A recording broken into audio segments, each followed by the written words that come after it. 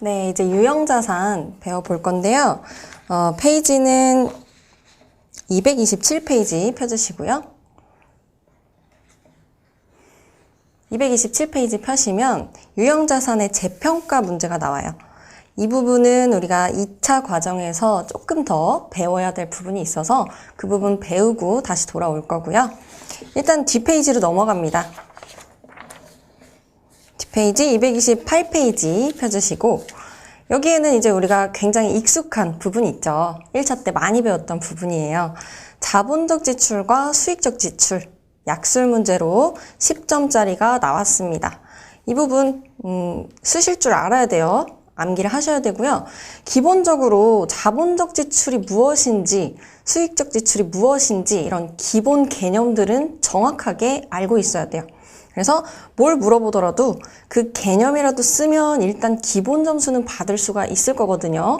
그러니까 개념은 정확하게 알기, 이거 기억하시고 괄호 1번부터 읽어보면은 유형자산 취득 이후에 추가적인 지출이 발생할 경우 자본적 지출로 처리할 수 있는 경우를 3가지 이상 설명하시오. 뭐 이런 식으로 나왔죠? 3가지 이상 설명하시오. 그럼 기본적으로 우리 자본적 지출이라는 것 자체가 어떤 자산의 가치를 증대시키는, 향상시키는 것과 관련된 지출이다. 이런 것들 머릿속에 들어있으면 조금씩 굳이 외우지 않았더라도 뭔가 쓸 수가 있을 거예요. 응용해서. 하지만 외웠으면 더 좋겠죠. 그래서 아래에 모범답안 반가로 1번 보시면은 일단은 자본적 지출의 개념 읽어볼게요. 당의 유형자산의 최근 평가된 성능을 초과해서 미래의 경제적 효익을 증가시키는 지출이다. 자산으로서 요건을 갖춘 그런 지출이다라는 거죠. 그래서 자산 원가에 포함한다. 그리고 옆에까지 다시 한번 기억을 해보자면 자산 원가에 포함을 해서 이제 내용연수가 지나감에 따라 비용 처리를 하는 그런 자산이다, 지출이다 생각하시면 되겠죠. 그리고 밑으로 내려가서 동그라미 2번 먼저 볼게요. 2번부터 보자면 유형자산의 가치를 증대시키는 지출이다. 그쵸? 그 다음에 3번 생산 능력을 증대시키는 지출이다. 뭔가 우리가 이 지출을 함으로써 가치가 증가되고 생산 능력이 향상되고 뭔가 원가를 절감시켜준다거나 이런 느낌으로 기억하시면 돼요. 혹은 4번 내용 연수를 연장해준다. 그러니까 자산으로서의 가치가 증대되는 거죠. 다 같은 개념이에요. 그리고 5번 상당한 원가 절감이나 품질 향상을 위한 지출이다. 이런 것들이 자본적 지출의 예로 들 수 있는 것들입니다. 됐고요. 그 다음에 2번 토지는 감가상각이 없는 자산 맞죠? 토지는 감가상각 안 하죠. 근데 토지를 취득했을 때 자본적 지출로 처리했어야 되지만 수익적 지출로 처리한 경우에 재무상태표에 미치는 영향을 설명하래요. 그리고 또 있죠? 건물을 취득했는데 이건 건물은 감가상각을 해야 되잖아요. 감가상각하는 자산이죠. 자본적 지출을 수익적 지출로 처리한 경우에 포괄손익계산서에 미치는 영향에 대해서 설명하시오. 문제가 겨우 5점짜리인데 뭐 하라는 게 되게 많아요, 지금. 어쨌든 정확하게 지금 딱 어떤 게 어떤 것인지 요구하는 게 무엇인지를 먼저 파악을 해야겠죠. 일단은 토지라는 것은 감가상각을 안 해도 되는 자산이죠. 토지는 감가상각을 안 해도 돼요. 그런데 지금 자본적 지출을 해야 되죠. 자본적 지출로 해야 되는데 얘를 수익적 지출로 처리를 한 거예요. 잘못 처리를 한 거죠. 그랬을 때 재무상태표에 미치는 영향이 어떤가에 대해서 작성을 해보래요. 일단 자본적 지출 이거면 취득 원가에 가산을 해야 되는 거니까 원래는 토지라는 자산이 증가됐어야 돼요. 토지라는 자산으로 기록을 해놨어야 되는데 지금 잘못해가지고 수익적 지출로 처리를 했다는 것은 수선비라는 비용으로 처리를 해놓은 것이죠. 이렇게 되면은 결론적으로 자산이 과소계상이 되어 있는 거죠. 자산으로 했어야 되는데 안 해놓은 거니까. 그래서 지금 상태에서는 자산이 과소계상되어 있고, 그리고 비용이 쓸데없이 비용으로 처리가 되어 있는 거니까 비용이 과대계상되어 있다라는 것 일단 써볼게요. 한번. 비용이 과대계상되어 있어요. 여기에서 파생될 수 있는 것은요, 비용이 과대계상되어 있으면 이익이 과소계상되어 있다는 거예요. 비용이 크니까 이익은 줄어들죠. 이익은 자본으로 들어가죠. 결국에는 당기순이익, 뭐 기타 포괄이익 이런 것들 자본으로 들어가기 때문에 비용이 과대계상되어서 이익이 과소계상되었다면 얘는 자본이 과소계상되는 효과로 간다. 이렇게 기록을 해주시면 되겠습니다. 지금 문제에서 조금 더 디테일하게 재무상태표에 미치는 영향을 설명하라 그랬어요. 뭐 물론 이 재무상태표라는 것은 자산, 부채, 자본이지만 뭐 이런 내용도 당연히 써주셔도 돼요. 비용이 과대계상되어서 결국엔 자본이 과소계상된다. 이렇게. 지금 재무상태표 들어가는 것들은 사실 자산과 자본이죠. 그렇다고 비용 썼다고 틀리는 거 절대 아니에요. 오히려 점수 더 좋게 받을 수 있는 거예요. 이런 흐름까지도 쓸 줄 아느냐, 이런 부분에서. 그래서 논리적 흐름은 이렇게 갑니다. 됐고요. 그 다음에 뭐 여기에 이제 뭐 모범 답안에는 조금 더 써있죠. 토지는 감가상각이 없으므로 토지 처분 시에 이렇게 오류로 회계 처리한 자산 과소계상과 자본 과소계상이 해소된다 되어 있어요. 이거는 뭐 사실 중요한 부분은 아니라서 제가 시간을 뭐 쓰진 않을 건데, 결론적으로 이렇게 오류가 발생했던 부분들은 회계 처리를 해보시면은 팔렸을 때, 처분됐을 때 결국엔 자산 과소계상된 것도 싹 사라지고요. 그리고 자본이 과소계상된 것, 즉 비용이 과대계상됐던 것들도 결국에는 나중에 이익 부분에서 다 처리가 됩니다. 상계 처리가 되어서 이런 것들이 사라진다라고 보시면 돼요. 사실 거기까지는 안 써주셔도 될 것 같은데 어쨌든 이런 부분까지 있다는 것 참고해 주시고, 그 다음에 이제 두 번째는 건물 취득했을 때죠. 건물 취득했을 때 어떻게 될 것이냐 물어봤어요. 이번에는 건물.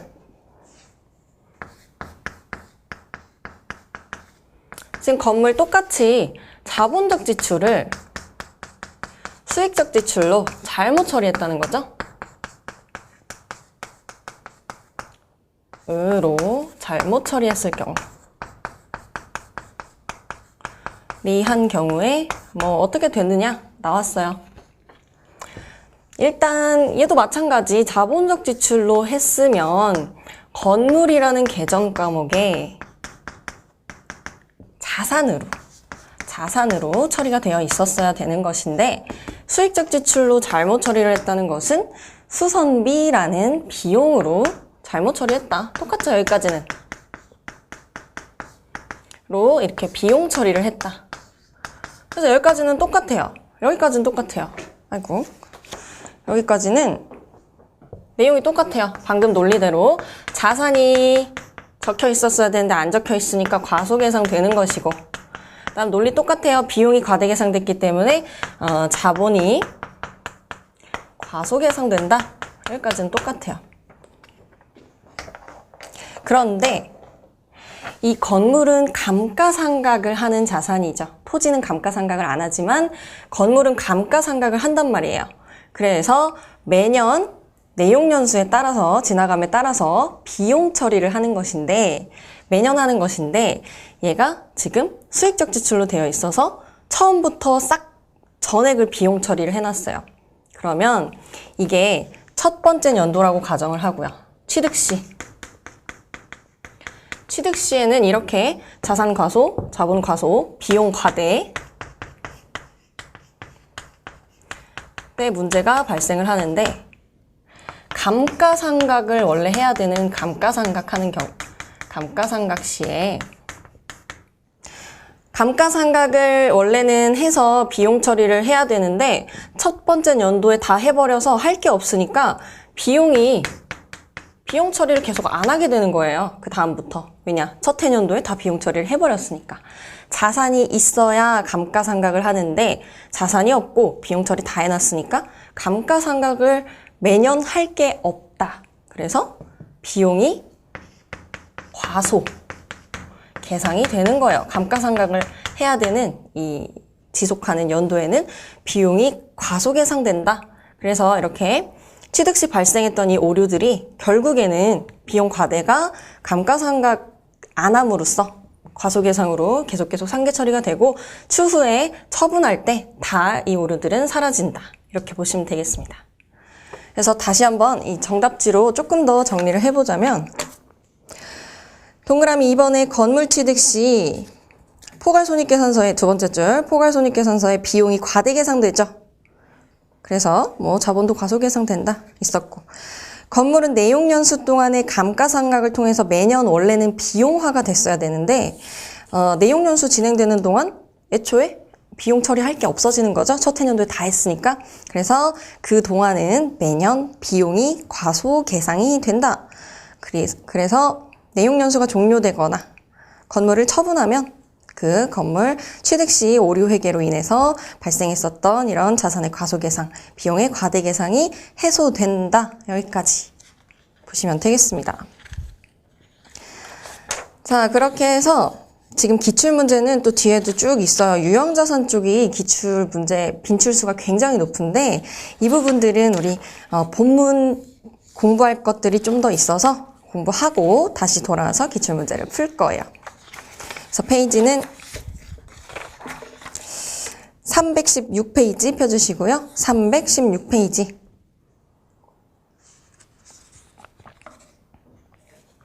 자, 316페이지. 여기부터는 이제 다시 한번 중요한 것들, 약술에 적을 수 있어야 되는 것들 다 찝어드리면서 정리를 시작해 볼게요. 유형자산의 정의 당연히 알아야 되죠. 첫 번째, 유형자산의 정의는 무엇인가 이런 것들은 뭐 한 줄 정도 끼워서 쓸 수 있어야 돼요. 그래서 얘가 제일 중요한 것은 결국에 목적이 사용 목적이라는 것이 제일 중요한 거예요. 제가 재고자산 때도 말씀을 드렸었죠. 재고자산은 목적이 판매 목적이죠. 판매하기 위해서 가지고 있는 것. 유형자산과 무형자산은 사용하기 위해서 가지고 있는 것. 그리고 투자부동산은 투자하기 위해서 가지고 있는 것. 이 목적을 정확하게 기억을 해주셔야 돼요.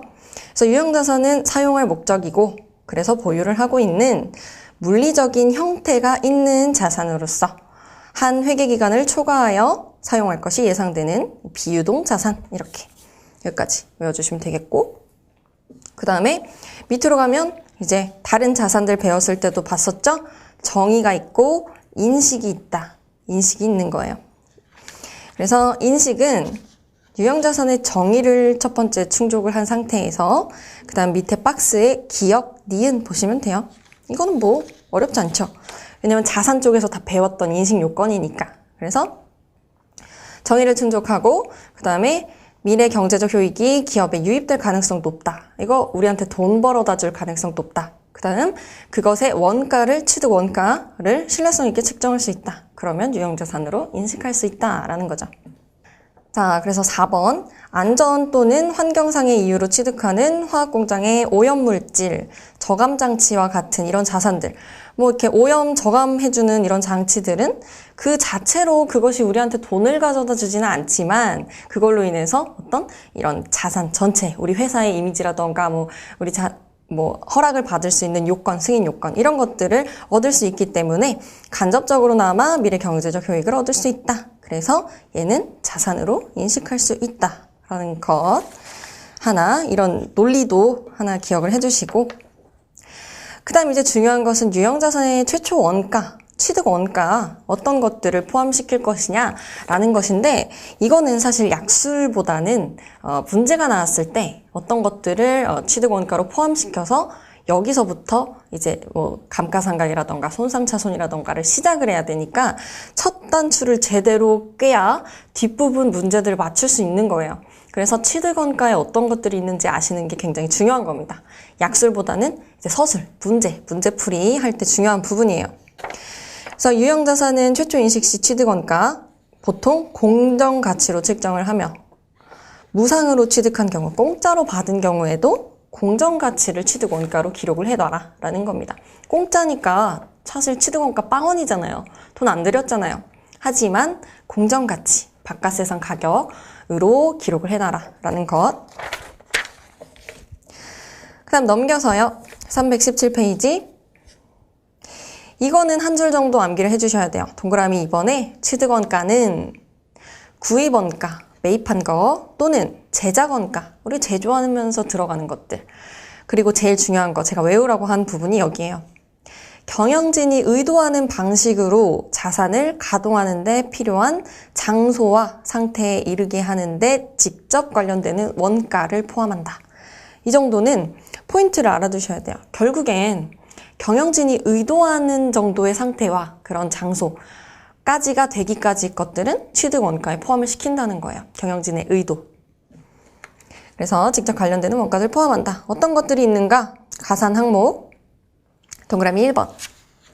뭐 관세나 아니면 환급이 불가능한, 우리가 다시 되돌려받을 수 없는, 그냥 지출하면 끝인 그런 취득 관련 세금들은 플러스 시킨다. 대표적으로 취득세가 있죠? 취득세 가산을 하고요. 그리고 매입하면서 할인받은 거 혹은 리베이트 받은 거, 돈 어쨌든 내가 받은 것들은 취득 원가에서 제외를 하면 되겠습니다. 그 다음에 동그라미 2번, 이게 경영진의 의도 방식으로 뭐 이렇게 그 상태에 이르게 하는데 관련된 원가들이죠. 보시면 돼요. 종업원 급여, 직접 필요한 종업원 급여.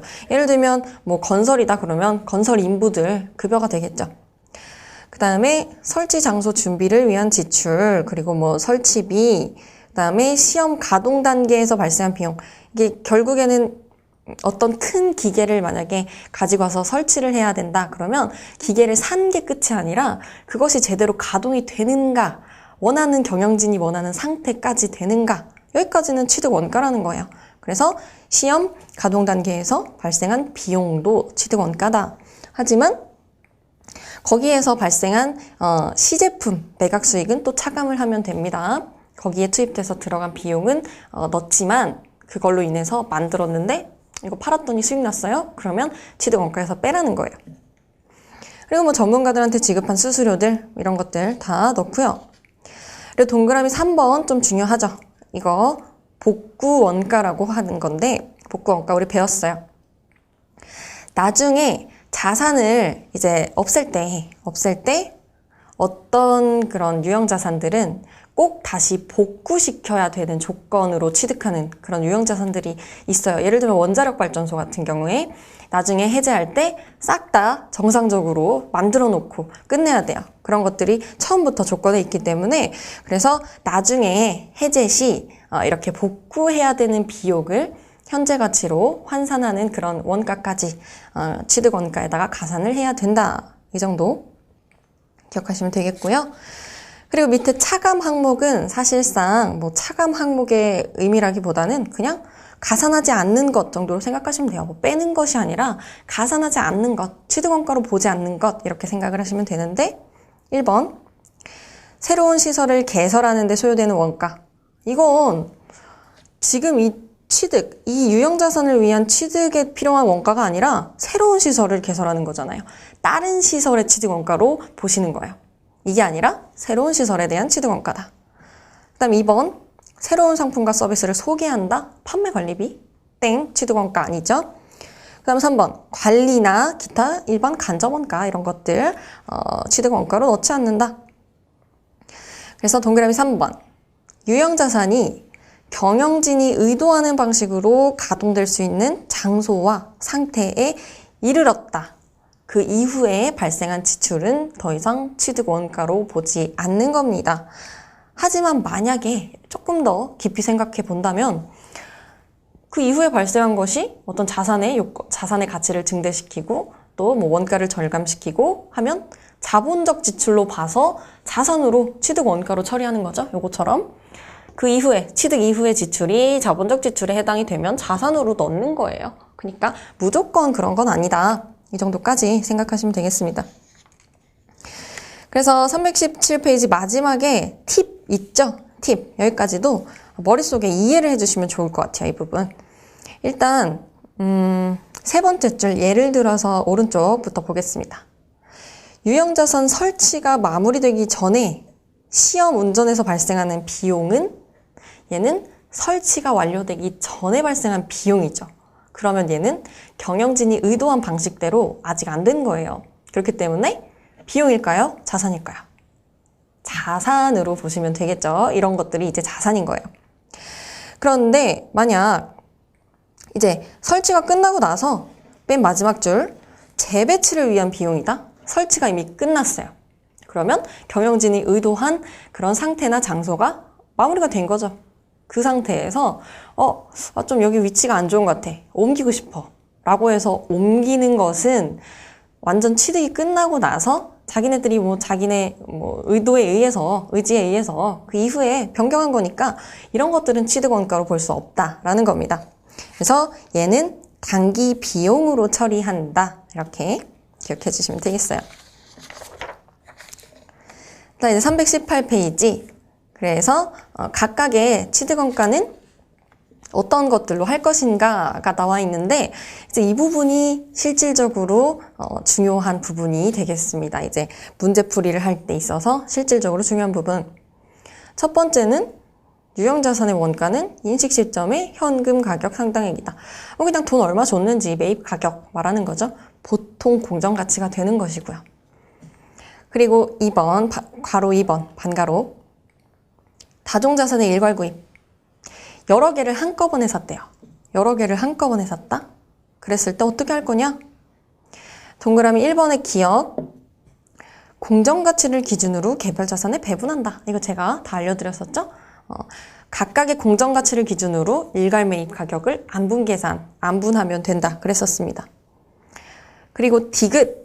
디귿은 토지나 건물을 일괄 취득했을 때 특수 상황인데 이 부분 잘 나올 수 있어요. 잘 나오는 부분이에요.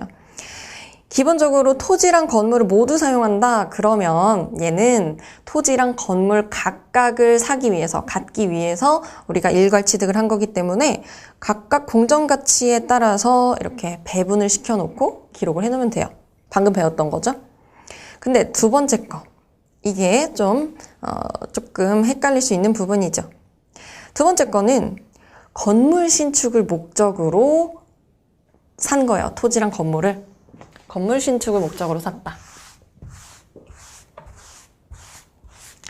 이 부분은 분계랑 이어져서도 나올 수 있을 가능성이 있기 때문에 잠깐 볼게요. 다 배운 거긴 하지만 건물 신축을 목적으로 토지랑 건물을 샀대요. 토지랑 건물을 두 개를 다 샀어요. 이렇게 두 개를 다 샀는데 왜 샀냐? 이 건물을 부시고 새로운 건물을 지으려고 샀대요. 건물을 부시고 훨씬 더 높은 고층 빌딩 이렇게 지으려고 샀대요. 그렇다는 것은 결국에 이 토지가 필요해서 산 거죠. 그때 방금 전에 있었던 건물이 필요해서 산 것은 아니고 이 땅자리가 좋아서 산 거잖아요. 토지가 좋아서 산 거다. 그렇기 때문에 신축하기 전 이 건물 전체의 가격은 토지의 취득원가가 된다. 왜냐? 건물 때문에 산 것이 아니니까. 건물 때문에 산 것이 아니니까. 토지 때문에 산 것이니까 토지의 취득원가가 된다. 이것이 중요한 포인트고, 그랬을 때 기존 건물의 장부가액, 원래 있었던 건물의 장부가액, 이것은 그냥 제거시켜주면 되죠. 장부에서 제거시켜주면 되는 거고, 이 장부 금액은 어쨌든 그냥 가만히 있던 건물을 폭파시키는 거니까 이 건물의 장부가액 전체가 손실이 되는 거예요. 유형자산 처분 손실 이렇게 보는 거예요. 그래서 건물의 장부가액 전체가 유형자산 처분 손실이 된다. 처분 손실이 된다. 왜냐? 멀쩡히 있는 거 폭파시켜서 없앤 거니까 건물의 장부가액 가지고 있었던 게 전부 다 처분 손실로 간다. 그리고 매입했던 가격은 전부 다 토지의 취득원가로 간다라는 거죠. 그리고 여기에서 추가로 기존 건물의 철거 비용에서 부산물 판매 수익을 차감한 지출액을 또 토지 취득원가에 가산한다. 여기까지 보시면 돼요. 이거를 폭파시키면서 들어간 비용, 그것도 다 취득원가에 넣는 거고. 비용. 그런데 이렇게 폭파시키면서 발생했던 부산물, 뭐 철근 같은 것들 팔았을 때 발생한 수익은 빼면 되겠죠? 얘는 건물 제거 시 발생한 비용 빼기 수익을 또 토지의 취득원가로 넣어주셔야 되는 거예요. 전체가 다 토지를 위한 것이다 라고 보시면 되겠습니다. 자, 그리고 3번. 이게 정말 너무너무 중요한 거예요. 이게 제일 중요해요. 엄청 중요해요. 유형자산 취득에 수반되는 국공채 매입. 어떤 유형자산을 살 때 이제 국가에서 너네 우리 채권 좀 조금 더 비싸게 사줘. 그러면 유형자산 이거 승인 때려줄게. 이렇게 한단 말이에요. 그러면 어쩔 수 없이 채권을, 국채를 좀 더 비싸게 사야 돼요. 예를 들면 지금 국채가 공정가치가 8만 원인데, 작게 그냥 할게요. 8만 원인데 우리 회사 보고 이거 10만 원에 사달래요. 그러면 2만 원의 손해를 보면서 사는 거죠. 그 2만 원의 손해는 유형자산, 이 유형자산을 얻기 위해서 본 손해니까 유형자산의 취득원가로 넣는 거죠. 그래서 얘도 간단하게만 보자면 결국에 8만 원짜리 국채가 8만 원짜리인데 매입은 10만 원이다. 그리고 뭐 기계장치를 사려고 했어요. 기계장치가 100만 원이다. 그러면 이때 국채의 취득원가는 얼마고 국채의 취득원가는 얼마이며 그리고 기계장치의 취득원가는 얼마인가 이것만 제대로 아시면 돼요. 취득원가는 얼마인가 이렇게 나오면 기계장치는 국채 먼저 하죠. 국채의 취득원가는 지금 매입이 10만 원이었다. 그래서 10만 원 이렇게 적으시면 안 되는 것이고 국채 취득원가는 공정가치, 원래 공정가치로 적는 거예요. 8만 원으로 적어요. 그리고 이때 손해봤던 2만 원은 고스란히 기계장치의 취득원가로 가는 겁니다. 그래서 102만 원이 기계장치의 취득원가가 되는 거죠. 이거 문제 2차에서도 굉장히 잘 나오니까 정확하게 기억하셔야 돼요. 국채 취득원가는 매입했다고 10만 원으로 쓰시면 안 된다는 거예요. 8만 원이고 항상 공정가치로 생각하시면 되고 그 다음 차이금액을 여기다 보낸다. 유형자산으로 보낸다. 그래서 102만 원이다. 이렇게 생각하시면 돼요. 그래서 두 번째 줄 읽어보면 끝에 채권의 실제 매입가액과 채권의 현재 가치의 차액을 유형자산 원가에 가산한다. 이렇게 되어 있죠. 자, 이제 넘겨서 319페이지 보겠습니다. 319페이지. 6번에 뭐 현물 출자, 증여 또는 무상으로 취득한 경우에는 1번의 끝에 공정가치로 한다. 공정가치로 한다. 기억하시고. 그 다음에 정부보조금은 간단하게만 기억하시면 되는데 정부한테 보조금 받는 거죠. 내가 뭐 자산을 취득할 때, 뭘 매입할 때 이럴 때 정부 보조금을 받을 수가 있는 것인데 그때 방법이 동그라미 1번에 밑으로 기억, 니은 보시면 이연수익법과 자산차감법이 있어요. 이연수익법과 자산차감법. 얘네가 어떤 차이가 있는지 정도만 아시면 되고요. 일단은 자산차감법. 어떤 차이가 있는가 정도. 그 다음에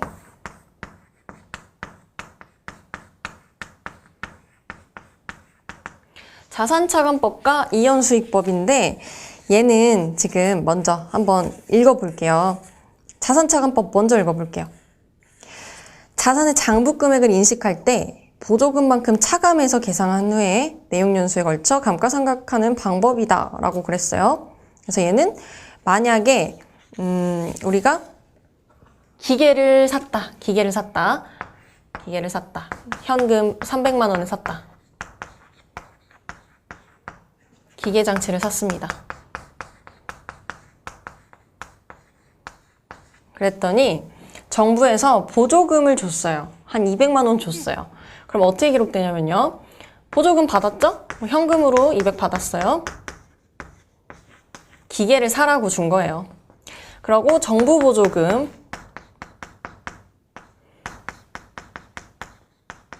이렇게 기록이 돼요. 근데 이 정부 보조금의 성질이 뭐냐면 자산 차감 계정이에요. 자산 차감 계정. 자산의 차감 계정이다. 뭐 자산 차감 계정 우리 본 적 있죠? 대손충당금 같은 것들이 자산 차감 계정이거든요. 어떻게 기록이 되냐면 이제 이게 BS 재무상태표다 그러면 기계장치가 300이 적혀 있겠죠. 근데 정부 보조금 지금 자산 차감 계정으로 기록이 되어 있는 200만 원이 이렇게 적혀요. 정부 보조금 마이너스 200. 그래서 기계장치의 장부 금액은 100으로 기록되게끔. 즉 우리 회사가 300만 원짜리 기계를 샀지만 정부 보조금으로 지금 200을 받아서 실질적으로는 우리가 1000만 원짜리를 1000만 원이 아니죠? 100만 원을 주고 취득한 효과다라고 밝혀주는 거예요. 이런 식으로 자산에서 차감시키는 방법이 이 자산 차감법이고요. 그 다음에 이제 이연수익법은 어떻게 되냐? 이연수익법은 정부 보조금을 이연수익, 부채로 인식한 후에 자산의 내용연수에 맞춰서 수익으로 인식하는 방법이다 이렇게 되어 있죠? 얘도 똑같아요. 만약에 똑같이 기계장치를 300만 원 주고 샀어요.